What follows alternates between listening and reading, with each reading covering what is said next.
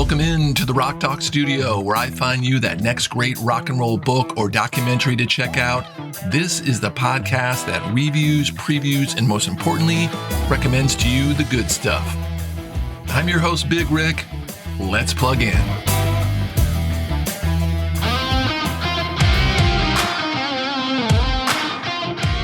And today the spotlight falls on a new book entitled Rock and Roll Almanac by Andrew Kramen.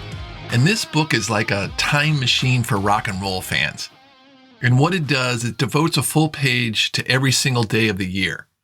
And each page has a bunch of historical rock and roll snippets. You've got births, deaths, landmark releases, big concerts, industry shakeups, chart changes, all the top moments that happened that day.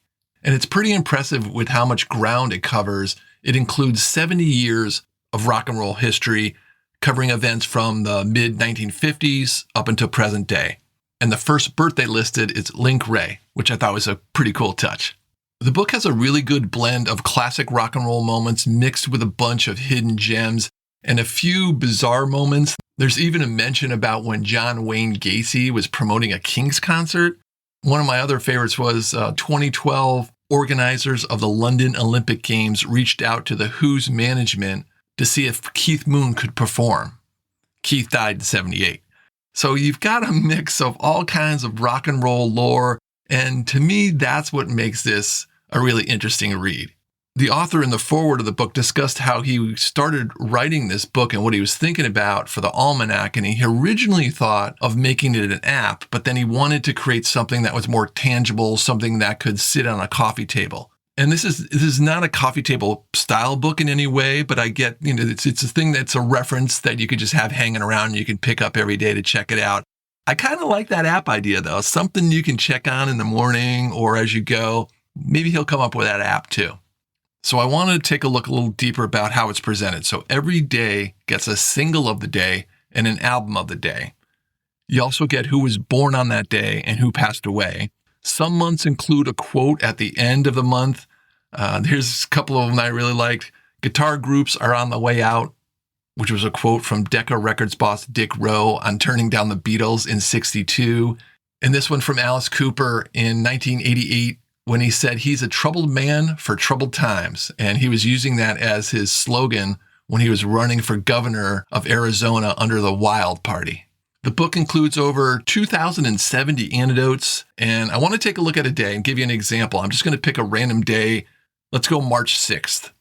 The Beatles' Let It Be was the single in 1970, and Imagine Dragons was the album that came out in 2020. And then on March 6, 1966, the Rolling Stones began recording Paint It Black at RCA Studios in Los Angeles, featuring Brian Jones on a sitar, and the song was a psychedelic shift for the Stones and for the band as Jagger and Richards fully take over the reins as the primary songwriters. They released Paint It Black as a single, and it became the chart-topping hit on both sides of the Atlantic. And then there's March 6, 1975, where singer-songwriter Jim Sullivan mysteriously disappears in the New Mexico desert near Santa Rosa with his 1969 album UFO, which was filled with lyrics about desert roads, strange lights, and alien encounters, and it gained cult status in the decades that follows as fans speculated on the eerie connections between the music and his unexplained vanishing. March 6, 2004, Phish reunite for their first concert since 2004, playing to sold-out crowds in Hampton, Virginia. They opened with Fluffhead, a song they haven't performed since 2000, much to the delight of their fan base, who had been eagerly awaiting the return of the jam band Phish. David Gilmour is the birthday. He was born on March 6th. And Chris Thompson from Vampire Weekend, he was born on March 6th. And Alvin Lee passed away at 68 in 2013. So that's a page. That's what it looks like. That's what you get. And I thought this book was a lot of fun. I really enjoyed it. It's a little bit different than what I usually recommend on this podcast. It's not your typical rock and roll book, but I definitely thought it was something that I think rock and rollers will enjoy having around and really find interesting. To me, the standout with the book is it's not your typical rock and roll stories kind of regurgitated over and over, the ones that everybody knows. It goes a little bit deeper and it goes a little bit different at times and a little strange at times, but it adds to the feel of the book and the overall presentation. It's really a great celebration of rock and roll. but also a record of its evolution from the mid-1950s to today, showing you just how much rock has shaped culture. 366 days, 400 plus albums, 70 years of rock and roll. Celebrate rock and roll history one day at a time with this book by Andrew Kraneman, The Rock and Roll Almanac.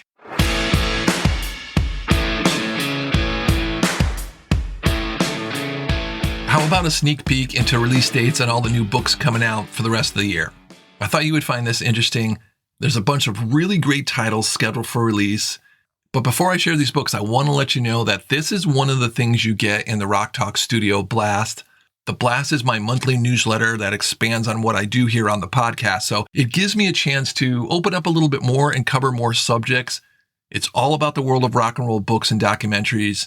You get the latest news, the running top 5 for the year, a list of all the new releases like I'm going to get into here in a second. You also get entered in all the giveaways. I just did a really cool merch giveaway with the Outlaw Music Festival. I've given away, I think it's 7 books so far this year. And the subscriptions are totally free. You can sign up anytime by sending me an email at info@rocktalkstudio.com. Just say, Big Rick, hook me up with the Blast, and I'll send it on over. So let's take a look at some release dates scheduled for books till the end of the year. Sharing in the Groove, the untold story of the 90s jam band explosion and the scene that followed by Mike Ayers was released in July 2022. And Tonight in Jungleland, the making of Born to Run by Peter Ames Carlin was released August 5th. So those are the most recent ones. And both of those are currently available as podcast episodes you can check out. Also released August 5th, I'm reading this book right now, The Colonel and the King, Tom Parker, Elvis Presley, and the Partnership That Rocked the World by Peter Gerlach. That's a very interesting read about Tom Parker. That podcast episode will be coming up too, just like this one. Great new book, The Cars, Let the Stories Be Told by Bill Janovitz. Release date September 30th. Bill Janovitz is the writer that wrote the great Leon Russell book, The Master of Space and Time's Journey Through Rock and Roll History. If you haven't checked that book out, I highly recommend that one. That Leon Russell book is fantastic. This new Cars book hopefully is going to be a similar type of story, similar type of production from Janovitz. September 30th is the release on that one. Do you know that Ozzy Osbourne wrote another memoir? He did, and it's coming out in October 7th. It's called Last Rites, where he explores the last chapter of his life, explores his relationship with Sharon and the buildup to Back to the Beginning, the final concert that he so bravely performed. Last Rites by Ozzy, October 7th. Jack White, Collected Lyrics and Selected Writings, Volume 1 is coming out October 21st. And then probably the most anticipated book for me that I'm looking forward to the most, it's called The Uncool. And it's the memoir by Cameron Crowe. That book comes out October 28th. That one sits at pretty much the top of my list for books that I'm looking forward to. Alternative for the Masses, The 90s Alt-Rock Revolution or Oral History by Greg Prato. That's scheduled for October 8th. A new Oasis book called Trying to Find a Way Out of Nowhere by Noel Gallagher and Jim Furmanovsky. Release date October 14th on that one. That is a new edition that just got announced. Wings, the story of Band on the Run by Paul McCartney is scheduled for November 4th. And this book is probably the one I'm looking forward to, just right underneath that Cameron Crowe book. I'm really excited about this one from Patti Smith, a new memoir, kind of a follow-up to Just Kids, her great book. This one's called Bread of Angels, and it's coming out November 4th. And then finally, the last one, Insomnia, the second memoir from Robbie Robertson talking about his times with Martin Scorsese that was being put together right before he passed away. That comes out November 11th. There's 3 other books and 2 new documentaries that have just been announced that I didn't tell you about here. So sign up for that Rock Talk Studio Blast. That's going to give you all the information, all the release dates. But I just want to give you a little peek at some of the release dates, something to look forward to coming up for the rest of the year.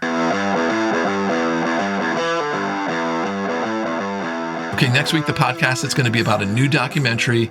The documentary premiered at the Sundance Film Festival last year, and I've been waiting, kind of watching, following its progress, waiting for it to make it to a streaming platform. This one is all about one of the most quirkiest and most inventive rock and roll bands that come out of the 70s. The band actually formed in 73, but whipped up their big hit in 1980.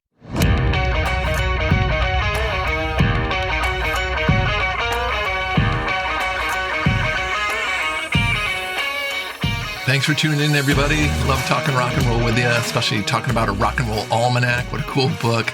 Remember to get all the information you need about the rock and roll world of books and docs. Just shoot me an email. I'll set you up with a newsletter. The newsletter comes out once a month. It's on the last Friday of the month.